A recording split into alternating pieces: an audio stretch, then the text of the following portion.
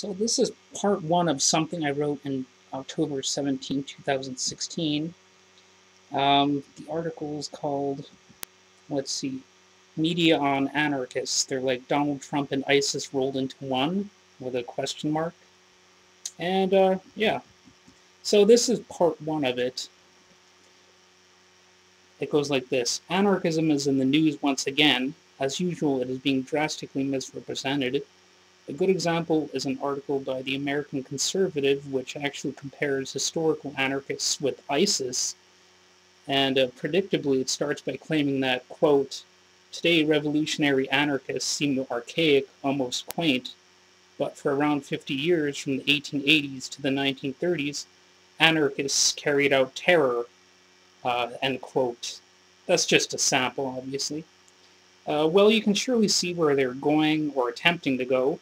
One could simply note that ISIS are very much in favor of authority, and that this instantly makes comparisons somewhat shaky. And just how terrible ISIS is, and well, there's even less of a comparison. Unfortunately, despite the powerful research capabilities of the internet, few will study the issue any further than what's said in their article. But what does it say? One implication is that all anarchists were terrorists, and that that's all they wanted. Of course, that's untrue. Even in the events alluded to, most of the violence in question was carried out against authority figures, and not all anarchists supported such tactics. In fact, some anarchists are actually pacifists, which you never know from reading the American Conservative article, right?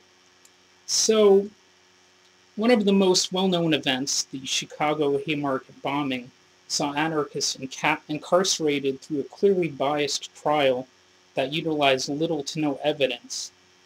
For example, the actual bomber was never identified, which should help indicate the strength of the state's case.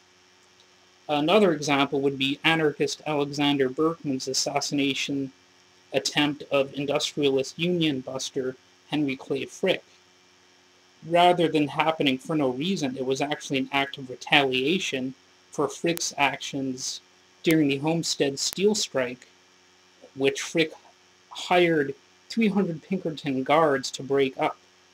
The Pinkertons killed 9 striking workers, with only 1 guard being killed. On top of that, Frick threatened to evict striking workers from their homes. Were these deaths simply the fault of crazy anarchists, though? It doesn't sound that way to me. It looks like Frick was trying to maintain his setup, in which he could draw grossly disproportionate benefit, and could do virtually anything he wanted against the workers. Well, Berkman wasn't having it, and that's history. And you can say what you want about the tactics he employed, but there's clearly a motivation factor that is not purely ideological here. So terms like self-radicalized are pretty much nonsensical in this context, as they basically are even in the context of the much worse ISIS. More simply, it should be noted that nearly all political movements have histories of violent behavior, whether we like it or not. And the anarchists are attributed some especially evil character, and that people are doing that indicates successful propaganda against them. For example, we hear bomb-throwing anarchists, but we never hear bomb-dropping governments, even though governments have a pretty strong history of violence. And also, as mentioned before, anarchism doesn't really mean violence. In fact, they tend to be reasonable people who are fed up with the status quo. They've even been part of positive changes in history. It's commonly stated that not very long ago, the average life expectancy was about 40 years. If this indeed was true, life expectancy has increased largely due to advances in medicine and also things like safer working conditions, safer products, shorter work days and work weeks, and quite simply, taking better care of each other. And believe it or not, none of these things contradict anarchist theory. Anarchists want better, more equal conditions for all people, not just those who can afford it. They want social stratification and systems of authority to be virtually non-existent. And that's one of the main reasons there's so much propaganda against them. I'm not saying they're perfect. In fact, perfection is kind of against the point. The point is that things can always be done better. And ironically, plenty of prominent Democrats, and even some conservatives, claim this very same goal. The main difference is that anarchists don't believe in giving a president or anyone else vast powers in the process. They take the idea seriously, whereas politicians tend not to. And this is, I think, not a very controversial point to make. Obama is a good example. After Bush, the country looked even more screwed up than usual. So the Obama fans flocked en masse to the voting booths, and the Electoral College actually reflected their wishes. So Republicans offered little alternative at the time, as their sole focus, was on how scary Obama was. So Obama won, and a lot of progressives were rightfully disappointed with his business-as-usual approach of rampant militarism, corporate cronyism, and a continuation of Bush's bailouts, etc. At the same time, Republicans looked crazier and crazier in their Obama fears, so Democrats still looked more moderate in comparison.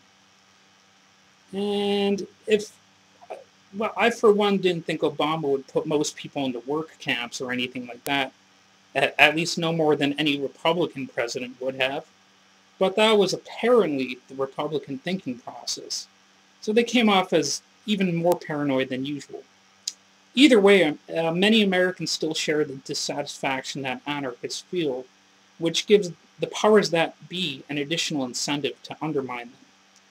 And if more people begin considering anarchist principles, the powers that be might become the powers that were. In 2009, the following was reported as an example. Quote, 54% of voters say Congress is doing a poor job these days. While Congress grows the country's budget deficit by historic amounts in an effort to help the economy, the majority of Americans don't even believe most legislators pay all the taxes they owe. And yeah, again, I don't think that's a very controversial observation. And let's see. This is significant, and it can't be pinned on anarchists. This is just stemming from observations of how things are right now. Still, the two parties will try to do just that. They'll try to pin everything on, radical movements or foreigners and whatever boogeyman they can conjure up. And actually, a surprising lack of attention is paid towards actual systemic problems stemming from, either government or corporate abuse. Some lip service will be paid to that, but in terms of actually producing alternatives, not much has been done really. Especially like with /liberal or liberal/leftists, really no major alternatives have actively been participated in or even proposed on a large-scale level, because so many people just believe, oh, let's leave it up to corporations, let's leave it in the hands of government, maybe give more to charity, etc., etc. But other than that, there's not much going on as an alternative to what we already have. So basically, anyone is to blame but the system itself, which rewards power seekers and corruption. Again, unfortunately, that's not just me being like a leftist lunatic or something. That's actually a very common point of view, and I think it's very highly supported by facts. And it seems the status quo is creating confusion, chaos, if you will. But, of course, the standard answer is, let's smear anarchists and pretend they are utterly incapable of making even a single valid point ever, and there's always a new election circus around the corner where we can start the cycle all over again. Yeah. So we can see how much better it is to speak of hope and change while opposing meaningful hope and change. And, well, that seems to be the way the cookie crumbles.